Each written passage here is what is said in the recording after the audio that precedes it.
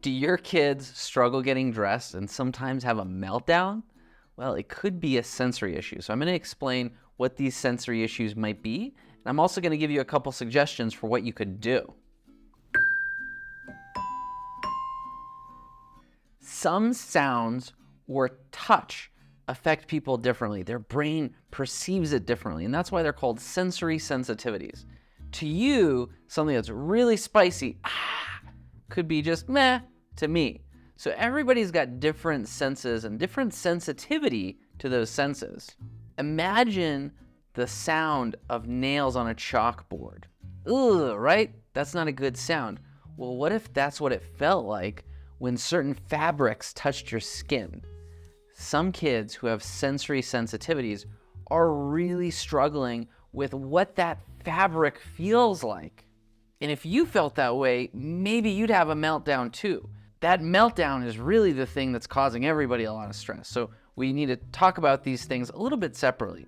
The sensitivity and the meltdown that could ensue. The most common way to desensitize a child to a fabric is to expose them more to it. But if it causes them discomfort, how do you do it? Well, you need to do it in small increments, right? It might be only on certain parts of their body that it causes that discomfort, which means you would expose them more to the parts where it doesn't cause discomfort. So for example, maybe it causes a lot of discomfort when you feel the fabric of cotton on your forehead. Now you only feel that when you're pulling it over your head, but if you're just rubbing it on your arm, maybe you don't feel that way at all. So how do you expose kids in a way that gradually ramps them up?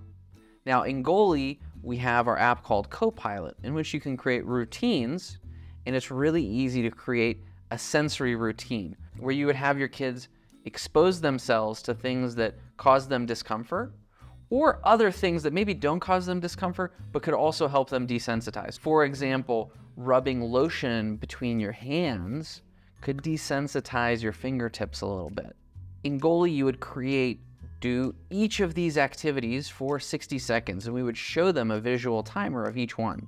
And then they can win points and puzzle pieces at the end of that routine, so they feel some motivation to do these once in a while. So you'll see a lot of parents create an after-school routine, and that could be a sensory routine that desensitizes them and ends with them kind of plateauing. While you're working on that, you also want to consider, well, if we do feel a meltdown is coming on, how can we teach our child to look inward, see that that's happening, and alter their course?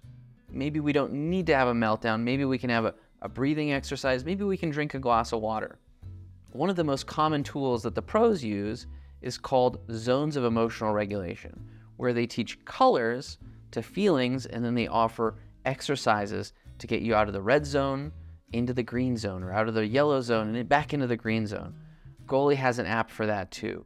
It's called Mood Tuner. It helps kids tune their mood. Kids tell Pax the penguin how they're feeling. Pax then offers them suggestions for how they could slightly tune their mood a little bit and feel better. What we're really doing is implementing the science of cognitive behavior therapy for kids. Sensory issues are a real thing and they can be dealt with, so don't feel overwhelmed. If you want to learn more, go to getgoalie.com or click on the link below.